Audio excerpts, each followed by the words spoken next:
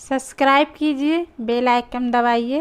Video पसंद आए तो लाइक कीजिए, शेयर कीजिए। जय गुरुदेव।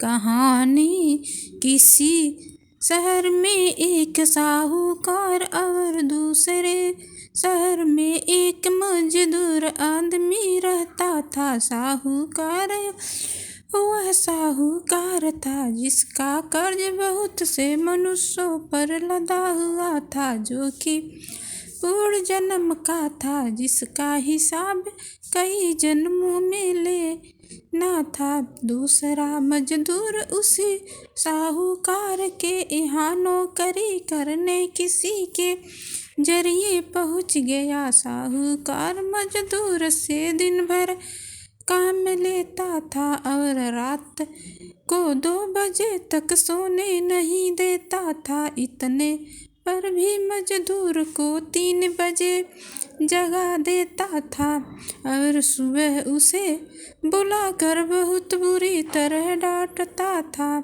कहता कि तुमने कुछ काम नहीं किया। बेचारा मजदूर लाचार था। रोज सोचता कहाँ जाऊँ, हमारे लिए तो यही घर है। उसी समय एक महात्मा उसी मोहल्ले में आ पहुँचे और उनका सत्संग जारी हो गया।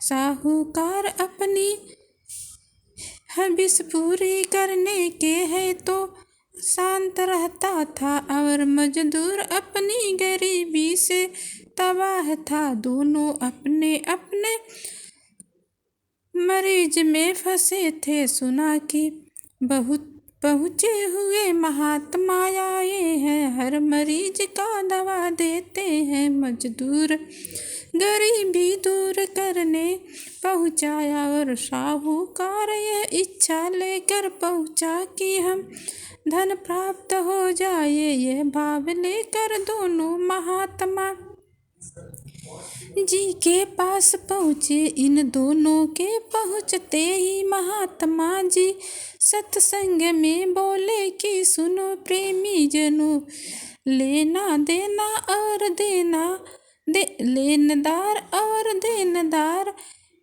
असहाय मरीज आ पहुँचे हैं। महात्मा जी के सत्संग में लाखों की भीड़ होती थी। महात्मा जी ने साहूकार को सारे सत्संग का हेड कैशियर बनाया और कहा कि तुम मनमानी रुपया खर्च करो, तुमको पूरा अधिकार है। और मजदूर से महात्मा जी ने कहा कि तुम हेड कैशियर के साथ रहना, जो वो कहे उसको करना।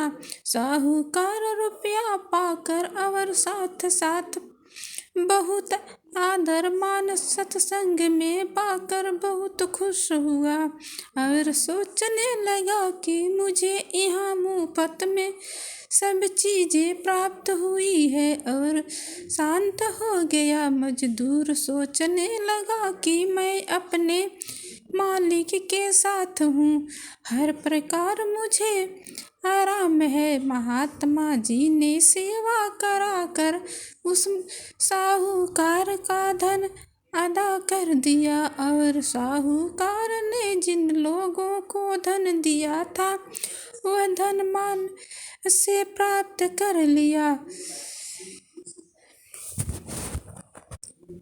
संत जन हर तरह से जीवों के कर्जों को अदा करा देते हैं। जीव अपनी अज्ञानता में यह सूझ नहीं पैदा कर पाता है कि संत जन कितनी भारी दया करते हैं। एक मित्र की कहानी। एक हमारे मित्र थे, उन्हें गुरु महाराज की महिमा सुनाई गई तो उनके अंदर जिज्ञासा जाग गई और गुरु महाराज के पास पहुँचे।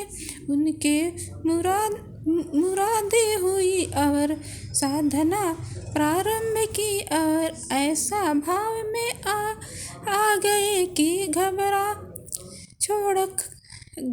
बार छोड़ कर उन्हीं के आश्रम में रहने लगे थे। वह थे तो बहुत ऊंचे विचार के, पर उनका दिमाग कम्युनिस्ट था। सदा दोषों के टटोलने में रहा करते थे और जरा सी त्रुटि दिखाई दी कि उनके विरोध का डंका बज जाते थे। यह बात उनकी प्रकृति में थी। इसी उधेड़-बुन में उनके कई साल बर्बाद हो गए। जब पूर्ण रूप से संतुष्ट हुए तब आगे बढ़ सके। इनके दूसरे साथी इनसे आगे निकल गए। उन्होंने अपना साधना पूर्ण विश्वास और श्रद्धा से किया था। आप उन शरीरों का सेवन करोगे तो आपके खून का क्या होगा। मैं कोई अनर्गल बात नहीं करता। जो सिद्ध है और सत्य है, जिसमें कोई मिलावट नहीं हो सकती, वो आपके लिए बताता हूँ। टाटधारियों को बाबा जय गुरुदेव जी रिद्धि सिद्धि बांटेंगे। 80 दिनों के वास्ते शासकों को शराब छोड़ाना जरूरी होगा। MP MLA और सभी शराब छोड़ दे तो देश का हित होगा, जनता का भला होगा। जनता में चेतना आएगी, जनता राष्ट्रवादी होगी। ईश्वर तत्व का बोध अनुभवी महापुरुषों द्वारा ही होगा। आओ जिज्ञासा बनकर सच्ची आत्मा का बोध कराए। मनुष्य शरीर में अनेकों आकाश बाड़ियाँ मनुष्य मंदिर में हो रही है। भेदी जो गुरु है, राज तो तब खुलेगा जब गुरु मिलेंगे। जय गुरुदेव।